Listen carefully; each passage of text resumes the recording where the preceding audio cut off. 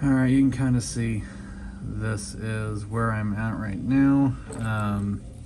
What I like to do is that Starship base sludge I told you about, any of the brushers, I put on my piece of cardboard and they dry up, but as soon as you get a brush wet with thinner and put it on there, it reactivates it. So buff and, or this is buff, that's light mud, and those are both ABT 502s. This I think is raw umber, or whatever the brown one is. I use that a lot. These are the two ABTs for the rust, dark and light rust, and then I think one of these is brown matter or something like that. It's like got a red brown Winsor Newton. In fact, it is that one. That you can tell doesn't have the red portion of it, but also too I have on there brown wash. It's just kind of a generally good grimy color, but anyway, so to do the speckling and stuff, I have doesn't really matter what you use. This is to me a jar full of the quick dry, fast dry odorless thinner and shit.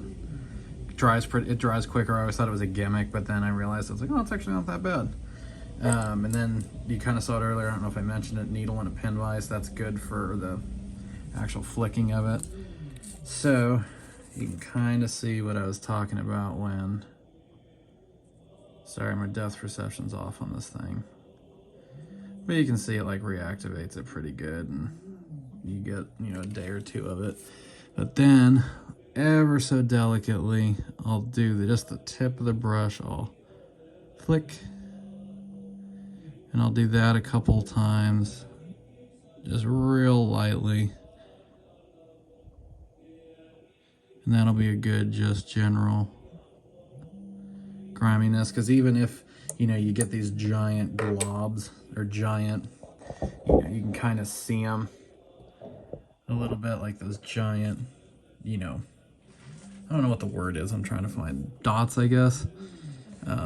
It's completely fine, because then you can take like your really pointed brush, and call me bougie, but I got a Winsor Newton 7 series that was I've kept alive for a long time, that's just got a really fine point on it. So I'll dip that in thinner, and then I'll just go and find the big ones and then just kind of diffuse them.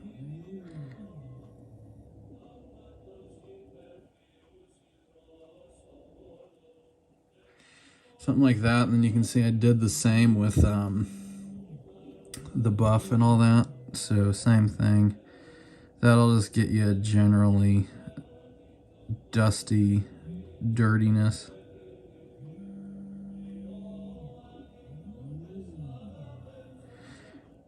And not that we build for the camera, but I'll tell you what, if you bump up that contrast slider or your texture slider just a little bit, this all will come back out in all the subtlety. You make it as crazy as you want, but I'm working over here, you can see I got some spots. Of course, it's hard to do around a camera, but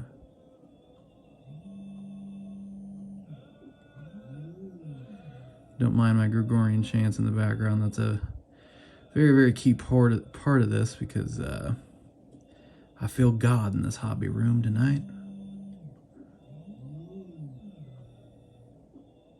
The divine is guiding my brush.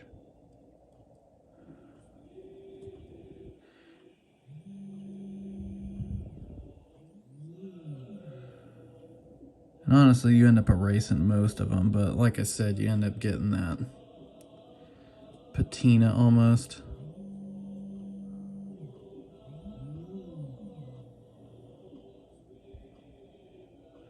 I find the thin, tiny brushes are good for this too, because not only do you offload the thinner a little bit before you do this, but it dries out even quicker because it's so small. But the camera, the contrast, I can already tell by looking at this, a lot of this stuff I'm not seeing right off the rip because I'm not close to it, and the camera is.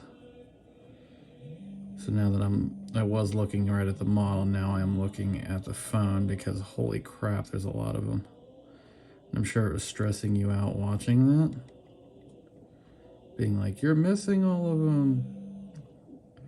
Well, you were seeing them better than I was. And if you just take care of some of them, you do the diffuse shapes, you can kind of see a little bit of the streaking I did. Like right there. That might be a little too much, but I think that might be actually in the actual paint.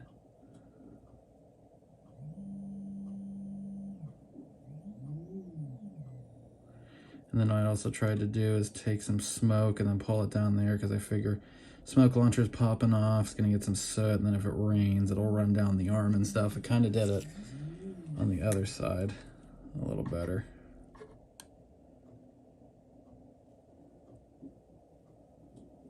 Paintwork looks a little rough, I guess, but hey, whatever.